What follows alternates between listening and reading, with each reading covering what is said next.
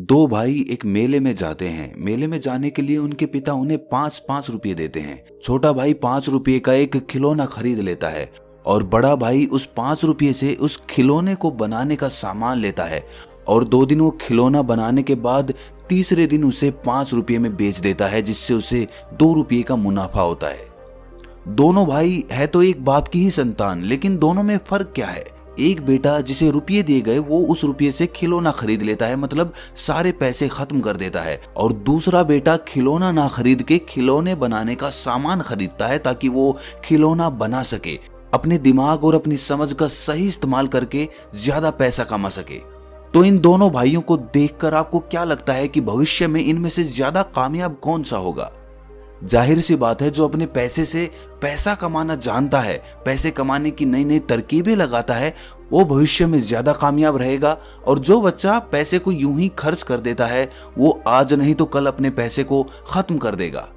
यही बात आपको हिंदुस्तान के सबसे बड़े बिजनेसमैनों में से एक अनिल अंबानी और मुकेश अंबानी के बीच देखने को मिलती है। दोनों को बराबर संपत्ति बांटी गई थी, लेकिन अनिल अंबानी जहां अपनी संपत्ति को खत्म करता चला गया, वहीं मुकेश अंबानी अपनी संपत्ति को नए पैमाने पर लेकर गया। इसीलिए जिंदगी में पैसे कमाने के लिए सिर्फ कड़ी मेहनत काम नहीं आती। कड़ी मेहनत तो एक मजदूर भी करता है, लेकिन वो कमाता कितना है?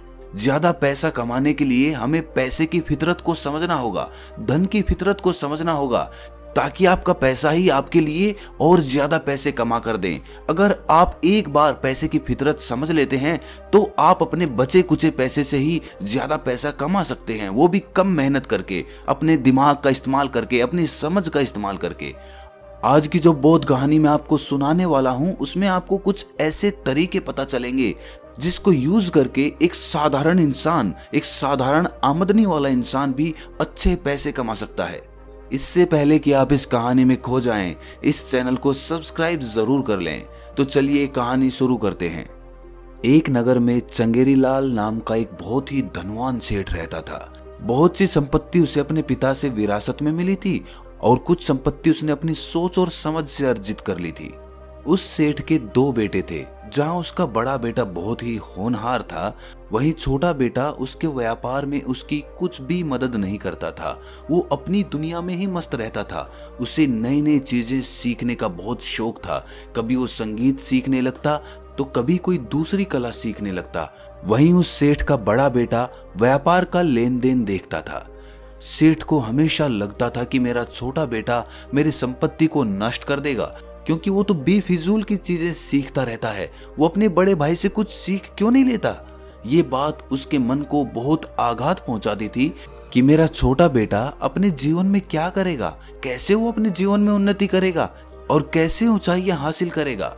एक दिन उसने अपने दोनों बेटों को अपने पास बुलाकर कहा कि ये धन संपदा मैंने बहुत मेहनत से खड़ी की है, लेकिन जब तुम मेरी इस संपत्ति का सही उपयोग नहीं करते तो मुझे बहुत दुख होता है। तुम अपने बाप की हालत क्यों नहीं समझते हो?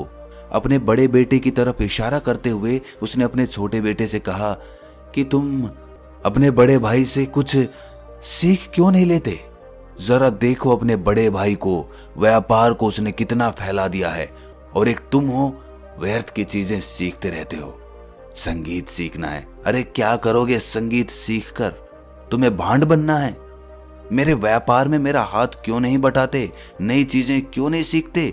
जीवन में धन अर्जित करने के बारे में ख्याल क्यों नहीं करते? ये सुनकर उसके छोटे बेटे ने कहा कि पिताजी, आपने अपने जीवन में इतना धन कमाया, इतनी संपत्ति इकट्ठी की, लेकिन आपके जीवन में कुछ मजा, कुछ आनंद, कुछ उत्साह, कुछ जोश, कुछ है ऐसा? आप सिर्फ धन कमाते हो और धन कमाने के पीछे व्यर्थ की चिंताएं करते रहते हो, जबकि आपके पास इतना सारा धन पहले से मौजूद है। मुझे संगीत सीखने में ही आनंद मिलता है, मेरी धन के प्रति कोई रुचि नहीं है। धन हमारे पास इतना ज्यादा है तो मेरी धन के प्रति रुचि क्यों होगी?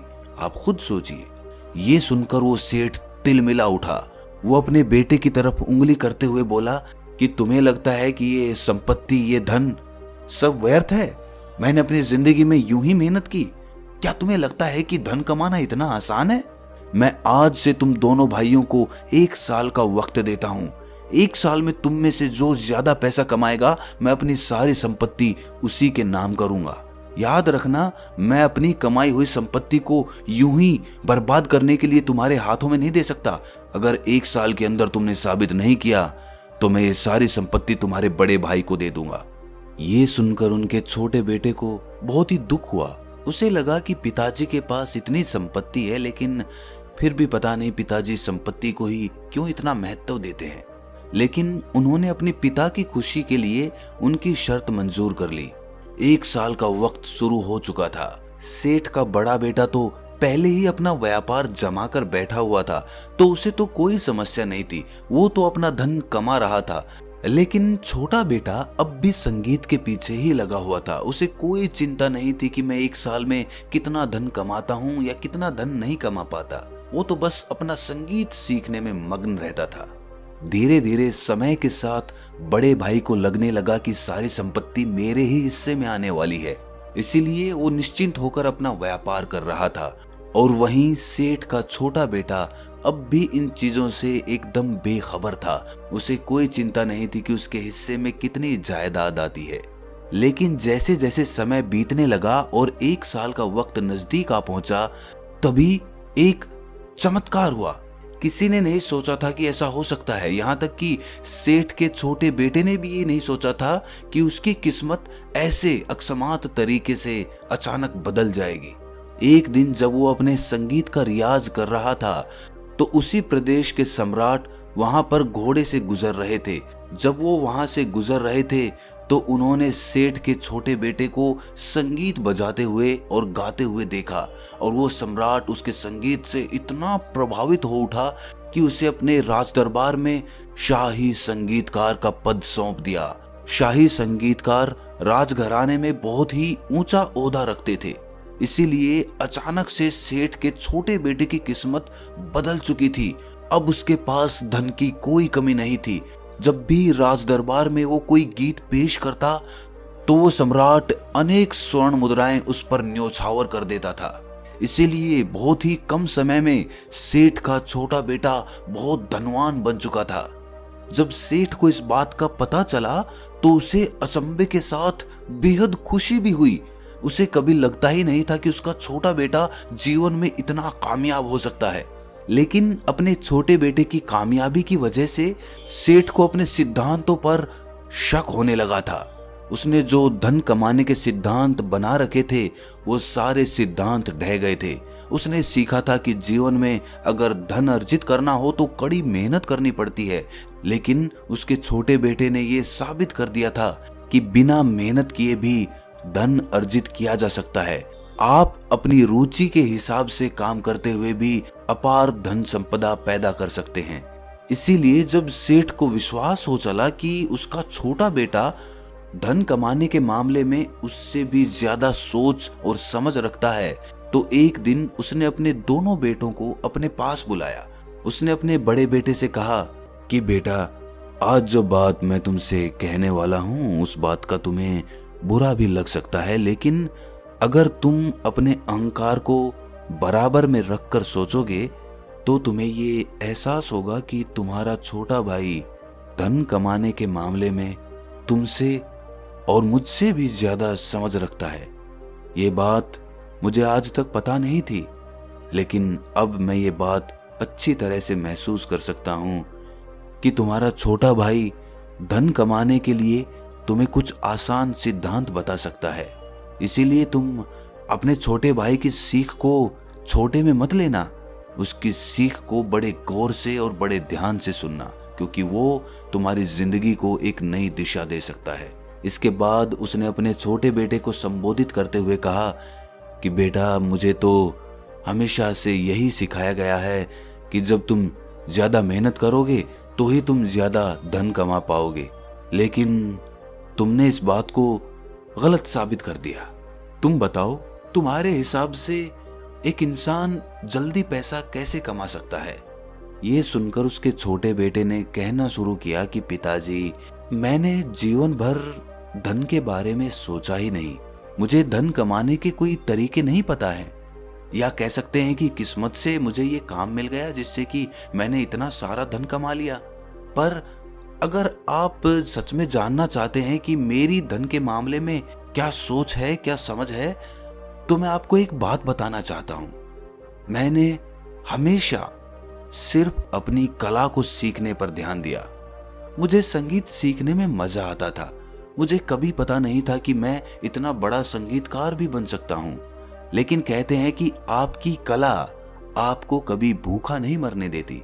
इसीलिए मैं धीरे धीरे वो कला सीखता रहा। और कला सीखने का काम एक दिन का नहीं होता है, एक महीने का नहीं होता है। उसके लिए धीरे धीरे समय देना पड़ता है और समय के साथ साथ आपकी कला जवान होती जाती है। इसीलिए इंसान को हमेशा धन कमाने से पहले कोई कला अर्जित करनी चाहिए, कोई कला बनानी चाहिए। कला कोई भी हो सकती है, अभिनय, संगीत, कोई खेल या नाना प्रकार की कलाएं। अक्सर इंसान कला सीखने पर ध्यान नहीं देता। वो शुरुआत से ही समाज के दबाव में, अपने घर वालों के दबाव में अपना पूरा ध्यान धन पर ही केंद्रित कर देता है, जिसकी वजह से शुरुआत में हो सकता है वो थोड़ा धन कमा ले, लेकिन लंबे समय के लिए वो ज्यादा धन नहीं कमा पाएगा, क्योंकि उसने कभी भी कोई कला सीखने पर ध्यान ही नहीं दिया। पिताजी, इससे एक और बात निकल के सामने आती है कि कभी भी धन कमाने के लिए कोई शॉर्टकट नहीं अपनाना चाहिए। शॉर्टकट या सट्टाबाजारी आपको एक बार पैसा दिला सकती है, लेकिन अगर आपको निरंतर पैसा कमाना है तो शॉर्टकट आपकी इसमें मदद नहीं कर सकता, क्योंकि किस्मत आपकी एक बार साथ दे सकती है, 2 बार दे सकती है, लेकिन हर बार आपकी किस्मत आपका साथ दे ये जरूरी नहीं है। इसीलिए ना ही शॉर्टकट अपनाओ और ना ही अपनी किस्मत के भरोसे बैठो। हमेशा इंसान को नजदीक के फायदे की बजाय दूर के नुकसान के बारे में सोचना चाहिए। कई बार हम ऐसे फैसले ले लेते हैं जो वर्तमान में तो हमें फायदा पहुंचाते हैं, लेकिन लंबे समय में वो हमें बहुत ज्यादा नुकसान भी पहुंचा देते हैं।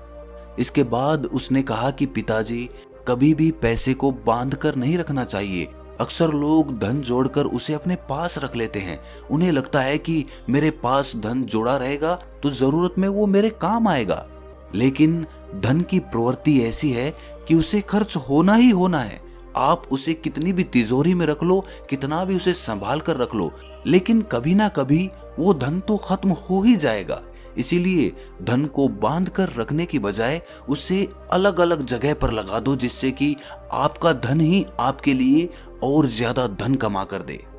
मॉडर्न लैंग्वेज में अगर मैं आपको बताऊं तो हिंदुस्तान में सिर्फ 5% लोग शेयर मार्केट में इन्वेस्ट करते हैं और वहीं अमेरिका में यही आंकड़ा 55% का है। जरा देखिए कि हम अपने धन को सुरक्षित रखने के लिए उसको बांध कर रख देते हैं, उसको बैंक में डाल देते हैं, उसको अपनी तिजोरी में रख देते हैं, लेकिन उसी पैसे को दूसरी जगह पर लगाकर और ज्यादा पैसा कमाने के बारे में हम सोचते ही नहीं हैं, क्योंकि हमें लगता है कि वहां पर हमारा धन खर्च हो जाएगा। अरे धन को खर्च तो वैसे भी होना है। इसके बाद सेठ के छोटे बेटे ने कहा कि पिताजी, धन कमाने के लिए मुझे लगता है कि इंसान को ऐसा काम करना चाहिए जिसमें उसे अपना बहुत ज्यादा वक्त ना देना पड़े। मतलब अगर वो मौजूद ना हो तब भी उसका काम चलता रहे। इससे क्या होगा कि उस इंसान का समय बचेगा और वही समय वो दूसरे कामों में लगाकर वहां से भी धन और पैसा कमा सकता है। लेकिन इंसान को पैसे कमाने के लिए इतना भी तनाव नहीं लेना चाहिए कि उसे अपने शरीर से ही समझौता करना पड़ जाए। अक्सर हम अपने आसपास ऐसे बहुत सारे लोगों को देखते हैं जिन्होंने जीवन में बहुत सारा धन कमाया, लेकिन उनका स्वास्थ्य, उनका शरीर उनका साथ ही नहीं दे रहा। तरह तरह की बीमारियों से ग्रसित हैं। आखिरी और सबसे बड़ी बात, उस पैसे का सदुपयोग करना।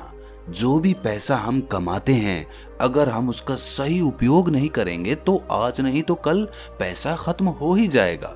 इसीलिए जो पैसा दूसरों की मदद करने के लिए या दूसरों को काम देने के लिए खर्च किया जाता है, वो पैसा खत्म होने पर भी आपको दुख नहीं देता।